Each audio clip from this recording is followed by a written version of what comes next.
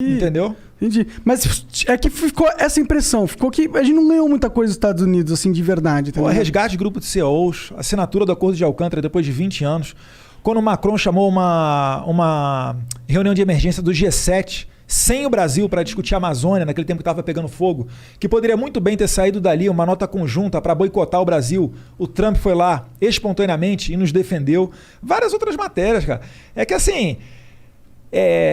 nos Estados Unidos a acusação é a mesma. Falam pro Trump, pô, tá abrindo as pernas lá, tá fazendo muita coisa brasileira, a gente não tá ganhando nada. Entendeu? E não é dessa maneira. Os Estados Unidos realmente perdeu muita coisa aqui no Brasil no tempo que a gente virou as costas para eles.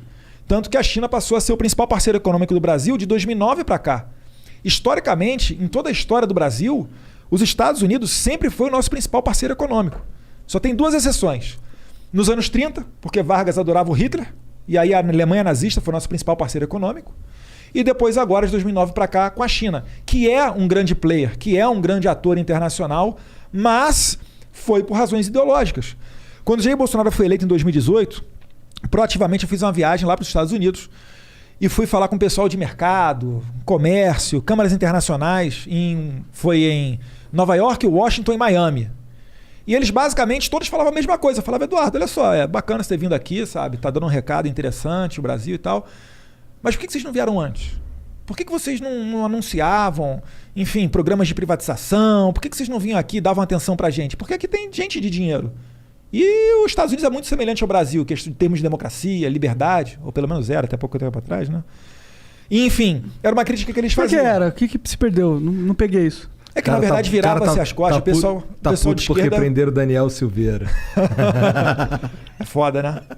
Mas, enfim, voltando ao tema. Porque virava as costas para os Estados Unidos e privilegiava a relação com a China, o que não está errado. A China tem muita oportunidade para ser aproveitada. Só que a China, por quê? Porque a China é liderada pelo Partido Comunista. Assim como privilegiava com a Venezuela, por quê? Porque é o Maduro bolivariano. Assim como era com Cuba, por causa dos irmãos Raul e Fidel Castro.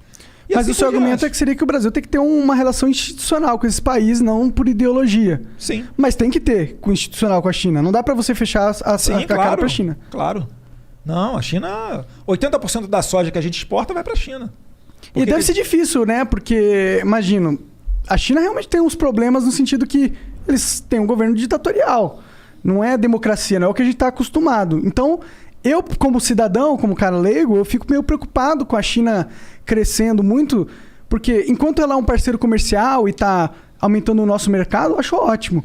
Mas a partir do momento que ela quer exportar um pouco da cultura deles no sentido de autoritarismo e dessas coisas, aí eu já não acho tão legal, entendeu? E isso me preocupa um pouco. Será que eles estão nessa vibe? Cara, eu não confio em ninguém com poder absoluto.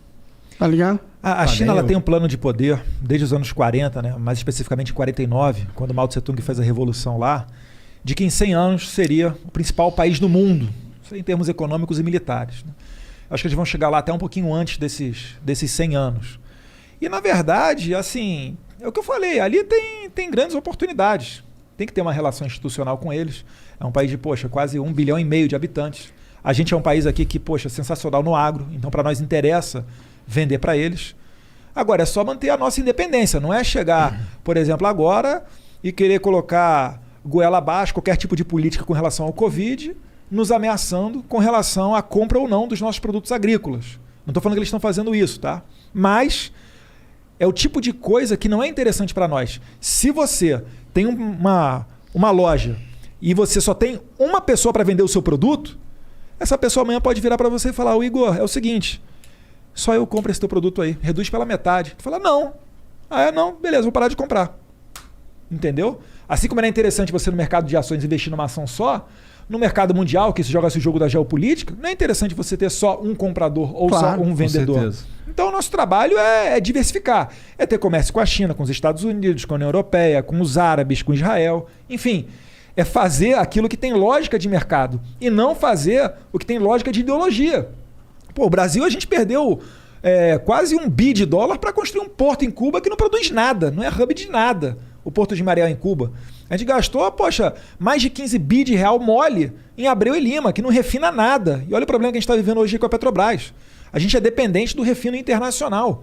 É por isso que tem essa questão toda. Não se pode abaixar, a Petrobras não pode abaixar tanto o preço a ponto que fique desinteressante do investidor internacional mandar para cá o produto dele, porque senão ocorreria desabastecimento, mas também não pode elevar tanto a ponto de acabar com a nossa economia.